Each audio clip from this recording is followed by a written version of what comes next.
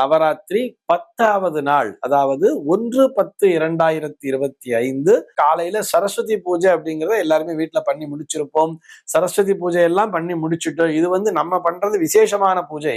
நவராத்திரி விசேஷ பூஜையில பண்ணிட்டு இருக்கிறதுனால இது மாலை நேரத்திலே செய்ய வேண்டிய பூஜையாக அமைந்திருக்கிறது. கார்த்திகை, உத்திரம் மற்றும் உத்திராட நட்சத்திரங்கள் மிகவும் முக்கியத்துவம் பெறுகின்றன. இந்த நட்சத்திரங்களுக்கு அதிபதி யாருன்னு சொல்லி பார்த்தோம்னா சூரியன் என்கின்ற கிரகம். இந்த சரஸ்வதி பூஜைங்கிறத பண்ணியிருக்கோம் இல்லையா, அந்த அம்சம் தாங்கிய ராஜமாதங்கி தேவி அப்படிங்கிறவதான் இன்றைய தேதியினுடைய விசேஷ தேவதையாக பார்க்க போகிறாள். ஒரு மனையை எடுத்துட்டு இந்த மனையில என்ன பண்ணணும் சொன்னா மணக்கோலம்னே சொல்லுவா தெரியும். ஒரு பெரிய மனைக்கோலம், அதாவது இழைக்கோலம் சொல்லுவா இல்லையா.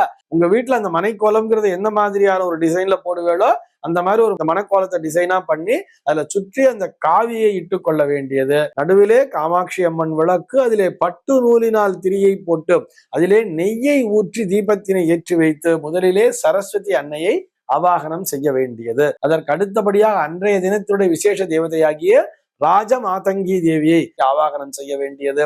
அதற்கு அடுத்தபடியாக அந்த நட்சத்திர அதிபதியாகிய அந்த சூரியனை நினைத்து ஆவாகனத்தை செய்ய வேண்டியது. செந்தாமரை மலர்கள் அல்லது அந்த தாமரை இதழ்களால் அர்ச்சனை செய்ய வேண்டியது.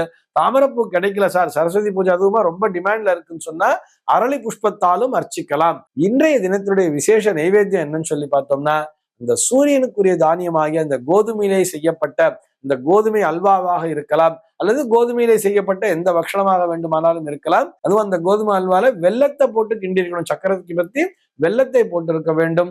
அதே மாதிரி சக்கரை பொங்கல், வெல்லம் போட்ட சக்கரை பொங்கல் ரொம்ப ரொம்ப விசேஷம். புளி சாதம் நைவேத்தியம் பண்ணலாம். தேனிலே ஊற வைத்த பேரிச்சம்பழத்தை வைத்து கூட நைவேத்தியம் பண்ணலாம். ஒலு வைக்கிறவா இன்னைக்கு என்ன சுண்டல்னு சொன்னா கடலை பருப்பு சுண்டல் செய்து நைவேத்தியம் செய்ய வேண்டியது.